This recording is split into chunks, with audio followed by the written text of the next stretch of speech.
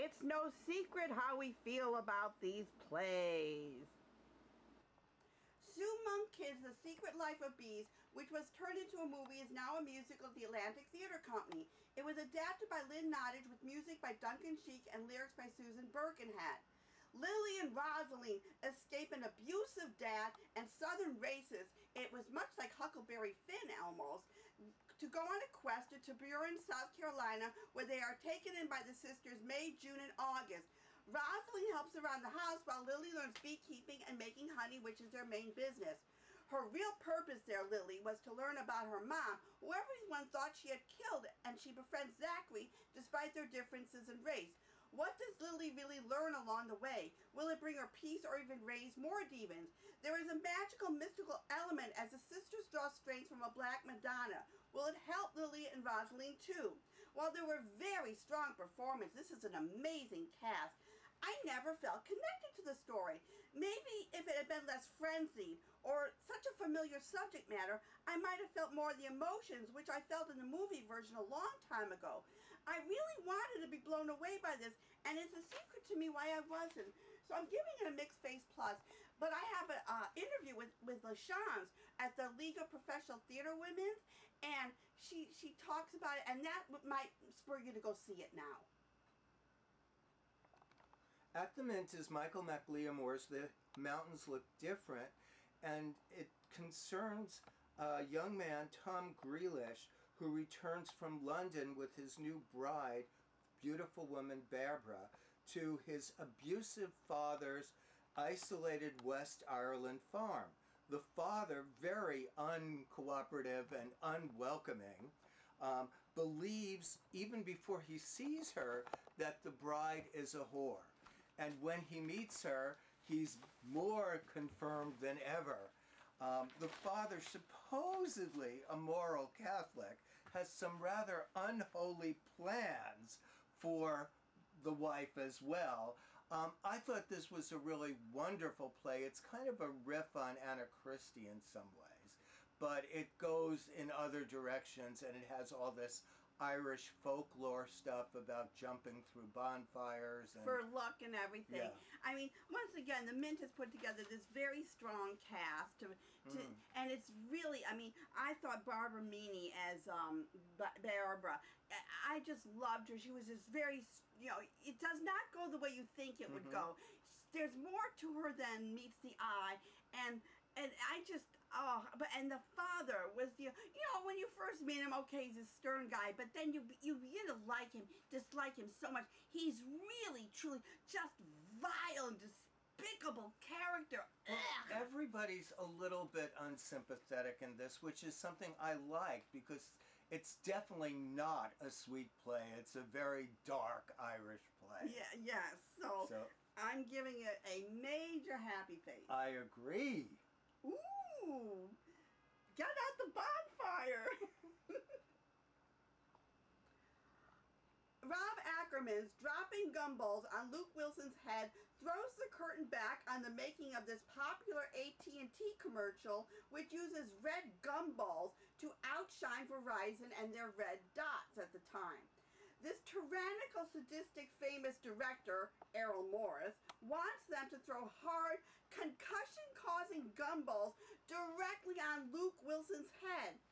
This play has slapstick elements, but it really is, how far will you go to keep your job? Will they succumb or stand up? This was sublime cast, and it was scary funny.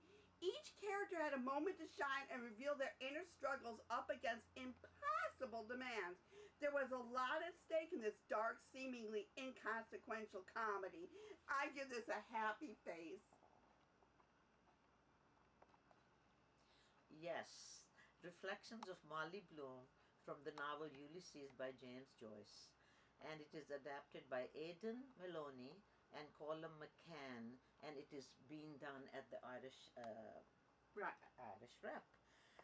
You see, the thing is, this Ulysses is one of the greatest book and the most difficult book to read. And this play is based on the last chapter, which is called the Penelope episode. And Penelope episode. It is a stream of consciousness long dramatic monologue with no punctuations at all. And It's all about this affair she's having with this young fella because her husband, he's kind of emotionally abusive in the fact that he carries on and has other affairs. He's never around. I mean, they do love each other. They really love each other. Yeah, But I mean, she remembers when she first met him and the effect he had on her. But now she's carrying on with this old flame, and she talks about this other flame, her first affair in Gibraltar. This is a very sexual play. This whole monologue is about her thoughts.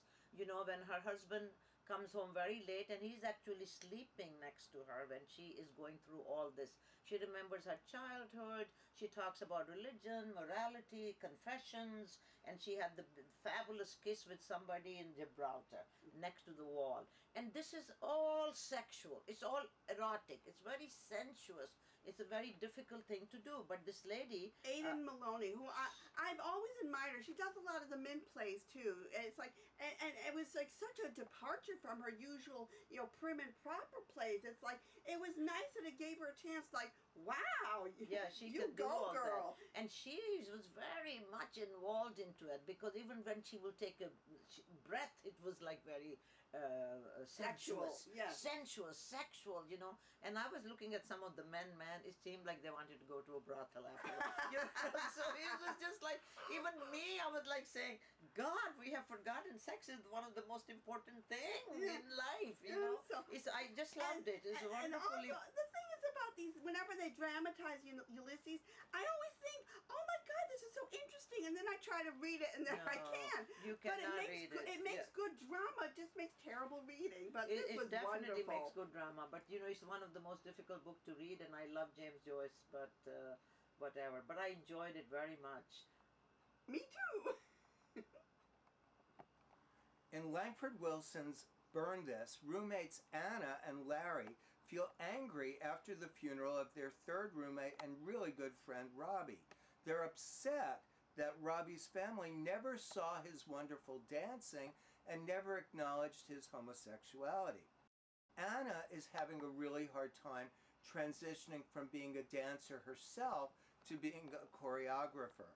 And her boyfriend, who's a really rich guy, is trying to write a more serious kind of screenplay than he used to. She's attracted to him, but not super passionate. Everything changes when Robbie's brother, a super macho guy called Pale, comes in and upsets everyone's life and offers the possibility of real passion but real disruption for Anna. Yeah, you know, this is my third time seeing it, but nothing can top the original, unfortunately. Which I didn't see. Yeah, unfortunately. I mean, I became obsessed. That's when I fell in love with John Malkovich. John Malkovich, Joan Allen, and Lou Liberatore, and Larry Jane Hogan. I love that production so much that... And I just did not buy Kerry Russell and Adam Driver. There was no chemistry. I couldn't understand their relationship. He's like this big, giant, hulking thing. And there's just... Well, I just did not seem like this... It's kind of like a cute adorable but dangerous dog. No. And I thought that worked for me. No, I guess because it's always been played by slight people, delicate people, fragile people, and he's not a fragile character. No. He was just, I mean, he cried all the time, and I just didn't buy it. Well, you know, a big guy could have crying moments too. Yeah, but to me it worked. It just didn't for me, but Brandon Uranowitz was just fabulous. I mean, he was just as good as Lou Liberatore, and that's saying a lot. And I got the chance to talk to him at the Lucy Lortel Awards, and I got him to quote my favorite line in this thing, which I've been misquoting for years and years. But so that's going to come up again at the end of the show. But you have got, it's just, you know. The line is actually originally from Less Than the Dust. So I'm giving it a mix because I'm sorry, I know it's not fair to compare, but it just didn't live up to the original for me. I didn't see the original, and I enjoyed this, and I think it's a really good play. Before we get to Brandon Uranowitz, we're going to listen to LaShans from League of Professional Theater Women, then Brandon Uranowitz at Lortel Awards. Then for the Ferryman is closing this weekend, so we're going to talk to a couple people from that. And the New York Music Festival starts July 8th, so I went to Broadway sessions at Laurie Beach with Ben Cameron, and I got a chance to listen to excerpts and talk to some of the people from Savage the Musical, and Disappearing Man, Biscuit and Bly, Black Hole Wedding. LaChance. The Secret Life of Bees at the Atlantic Theater. Oh, it's fantastic. It's a beautiful piece. If you're familiar with the book by Suman Kidd, you know that it's rich with magic. The spirit of it is just magical, and it's set in 1964. Follows the journey of a 14-year-old girl who finds her way to this group of beautiful women who welcome her, who also happen to be beekeepers. And I play the main beekeeper, August Boatwright. It's a beautiful story, and it's very special. It reminds me of how special Once on This Island was back when we started on that. It has that kind of magic to it. The League of Professional Theater Women Luncheon, honoring the fabulous Donna Walker-Kuhn. Very excited to be here. I think women are finally starting to get a couple big breaks and starting to level the playing field a little bit. So yes, Secret Life of Bees is about women coming together and supporting women, so similarly as the League of Professional Theater Women is. Brandon Uranowitz. I love Fernandez, and Thank you. I misquote the line, but I have been saying this since it came out. You want to ravish me in the hot desert sun? Please say it for me, please. You want to have your filthy way with me in the hot desert sun, ravage me like I've never been ravaged before. This is the best line ever. So tell me about Fernandez and being in it, and congratulations on nomination. Thank you so much. It's thrilling. I love it. It's, it's sort of the culmination of all of my dreams as a kid, getting together and doing a beautiful masterpiece of a play with an amazing director and amazing actors. It's everything I've dreamt my career, the direction that I dreamed my career going, so. And isn't it nice and such a dramatic thing to play the comic relief, because everyone just looks forward to you coming on. It feels like a salve whenever I come on stage for all this high drama that's going on stage. But what I love about it is it's all of it is grounded in truth and human authenticity and humanity. And so playing those jokes and making him a very real person is sort of a combination of like a, of just a magical thing that I get to do as an actor. It's really great to sink my teeth into. And I really wanted her to go with you in American in Paris. You were my other three. You were my favorite. Thank you. That's sweet of you. Thank you. Fionnula Flanagan. Oh my gosh, how hard is that just to sit there with a blank look on your face but have your wheels turning at the same time? It is a brilliant performance. Thank you very much. Well, there are various mechanisms you can try, to not fall asleep. Like I put a cough drop on my tongue for the first act, and I know that if I fall asleep I'll choke, so that keeps me awake. Self-preservation.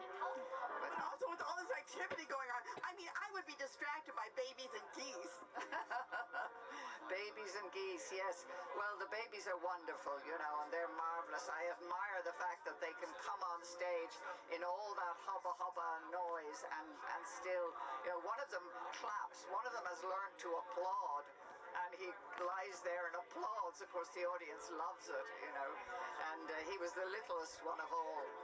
And but no, the play goes on and it has its own life, and my part in it is to stare into the void and just to know what's going to happen next. But when you do come out of it, you're almost like a deus ex machina. You're like the past and the future. Yes, well, she is lost in the present. She's the Sybil of the piece, if you will, I think. She doesn't know she's a Sybil, but she is, and so she foresees the disaster that's coming down the pike for all of them, and that's what the last scene means when she has that last word. Well, congratulations on the Outer Critics Circle Award. Thank you very much. Griffin, Osborne. And are you here to present? I am here to accept the award for my friend Tom Glencarney, who couldn't be here tonight for the Ferryman. Oh, and It was Shane Corcoran. Leather jacket, dances, yeah. Okay, oh, cool. And you're in the Ferryman? Yes, I am, yeah. And what part are you? So I understudy Tom in the previous cast, and I'm still in the show understudying, and I play Shane sometimes. Oh, wow. What's it like with all the activity going on? I mean, is there a traffic cop back there? There's gotta be, yeah. No, it's a circus, but like a great, amazing family circus. You know, like there's babies and geese and rabbits, and the green room is no shortage of weird, strange delights that keep kind of walking by. Yeah, it's amazing. And you're in the best play. Everyone says it's the best play of the year. It's unbelievable. Jazz has written just this unbelievable piece of work that just to be a part of it is a dream come true and insane. It's nuts. I know. It's got the Irish political bent, but it's also got the romantic bent. To me, it was like the Doom Chekhovian story. To me, that's how I felt towards it. No, I definitely feel that. It's a type of playwriting I don't think we see that often anymore. Strangely, this sort of 3.5 hour long family epics. Just one scene for each act. These beautiful sort of intertwining French scenes that are so the largeness of scale with a family, a family that goes large. Like that is something I don't think we see as much as I would like to see it anymore. Sort of a play on that large of a scale. So yeah, it is very Chekhovian and Shakespearean and incredible to be a part of. And it's nuanced, it's small and intimate as well. I loved it, and it goes. You don't know you're going for 3.5 hours. It goes by in a blink. Oh, that's great to hear. Thank you so much. That's great to hear. Here we are at NYMF with Nicolette Blount from Savage the Musical. And what are you doing in Savage the Musical, and what's it about? Savage the Musical is actually about my great-grandmother. It is based on a true story of a Native American in the 1920s who went from vaudeville to circus to Hollywood to a Wyoming brothel, and she had to abandon some of her children to work to support them, and she dealt with a lot of misogyny and racism, and it's definitely a dramatic musical. Did you write the musical? I'm the creator, co-writer, co-composer, and co-lyricist. And are you appearing in it too? Tonight I'm singing here at Broadway Sessions, and I will probably be singing in the NYMF concert that we're going to have. And when is it going to be on? July 9 at 9:30 and July 14 at 1 o'clock. BEECHMAN Theater, and you can find out all about us at savagethemusical.com or on our Instagram or Facebook, Savage the Musical.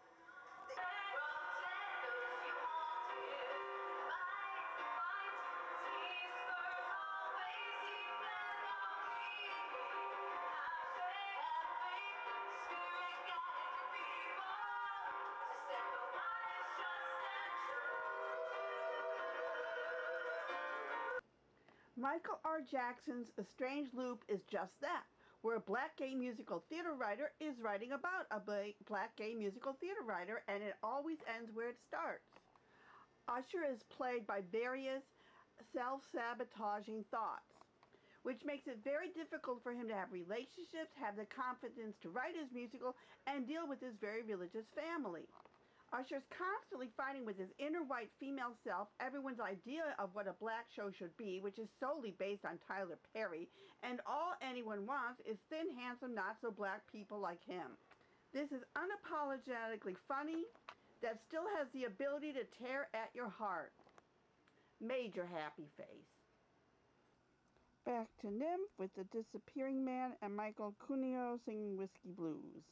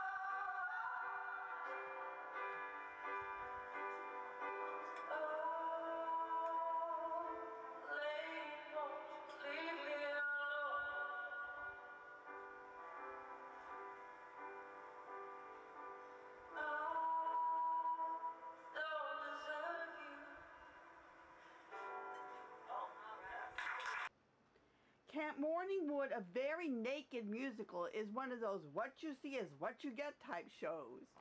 Randy and Gabe are on a phone-free getaway to reconnect with each other after their relationship has stalled. Matters aren't helped when they get a flat tire in the middle of the woods. Luckily, they stumble on the nudist Camp Morningwood that helps them see the light. The camp is in danger of being turned into a megachurch oil refinery by a corrupt senator. Will he succeed? Can Randy and Gabe repair their relationship and get married? This reminded me of those silly fringe shows that used to while away our summers with its bad dick, sexual innuendo, and naked puns. Izzy Fields turned the cast at one point into dancing trees with sparkly briefs. The electronic music drowned out the bad voices but made it very difficult to hear the lyric or dialogue. Maybe that is just as well. Is this a great musical? No. Will you be entertained? Probably. Who isn't by a naked kick line? Mixed face play.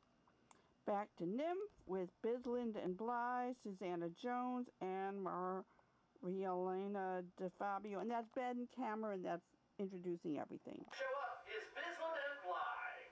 Number 1889. Nellie Bly and Elizabeth Bisland set off in opposite directions on a history-making race around the globe to beat Phileas Fogg's fictional record from around the world in 80 days. Though a world apart, Nellie and Elizabeth found themselves on a journey that would change and connect their lives forever. Bisland and Bly is the story of two remarkable and remarkably different women who dare to persist in the pursuit of their dreams.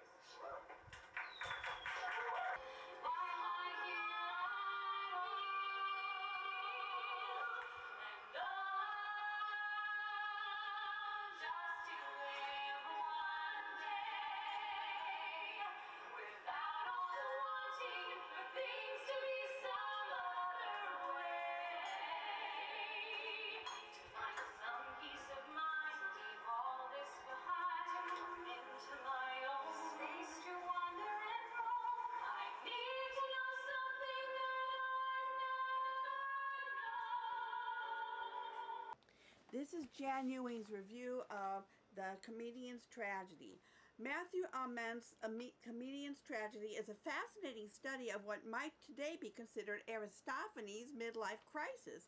Aristophanes was a playwright who wrote comedies. Like us, he had to deal with critics, censors, angry lovers. This is an intense, thought-provoking drama that is as universal today as it might have been in ancient Greece. Aris, as his friends called him, is world famous, but experiencing a run of bad luck. He is middle-aged, drinking, and generally running amok, suffering from writer's block, and being harassed by friends and enemies alike. So for one reason or another, he decides to write a tragedy instead of a comedy, the creation of which provides the basis for Mr. Ament's fine play. It is written in classic style, totally appropriate to the subject matter, with a sense of grandeur that suggests it just might be very important. It's intelligently conceived, beautifully written, skillfully acted, and may have the staying power to achieve a significant run. He gives this a happy face plus. Back to Nymph now with Black Hole Wedding. I know, I do too. That show is Black Hole Wedding. Lying, stealing, forging, kidnapping, government manipulating oil baron Dean captures and warehouses renewable energy discoveries.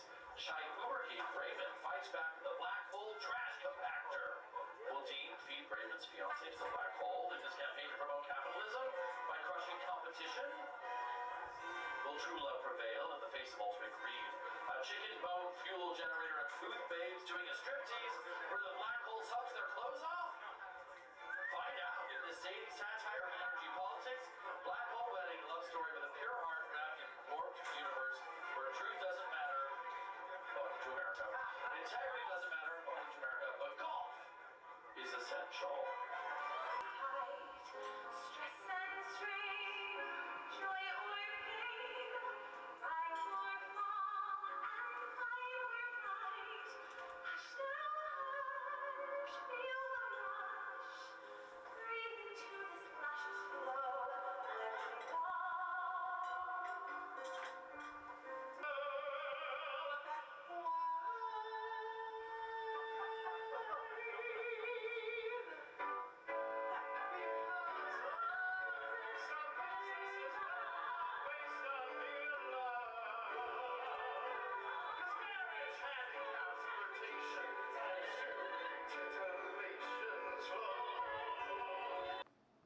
and now where you can find the plays we talked about. You can always hear our reviews on Twitter and on Facebook, and the show is on YouTube. I always do it first there, so you can go to Eva Heinemann on YouTube to see the show at any time.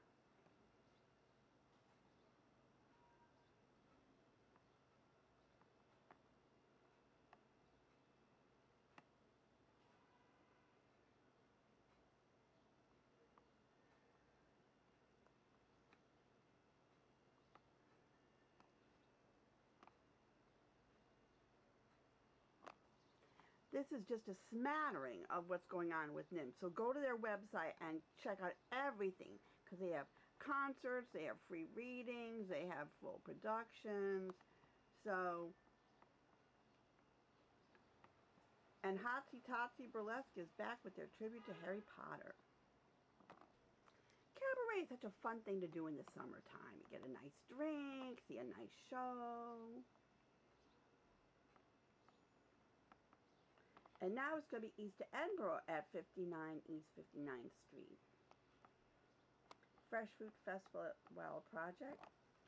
At Theater for the New City is Barabbas, the Annoyance of Enlightenment, and that is all about Barabbas, you know, the thief that got away when Jesus didn't get away.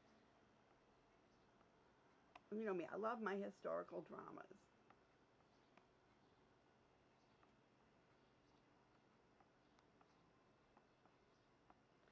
And that's David Cale. We're only live for a show amount of time, and that's going on at the Public, and I'm going July 13th, and it closes on the 14th. So, and a lot of shows closed before we got a chance to talk about them. So go to the Facebook page and always check out that. And don't forget to pick up your Performing Arts Insider, the Cultural Heartbeat of New York City. The next show is July 20th. And again, like us on Facebook, Twitter, and YouTube, Eva Heinemann. Have a lovely summer.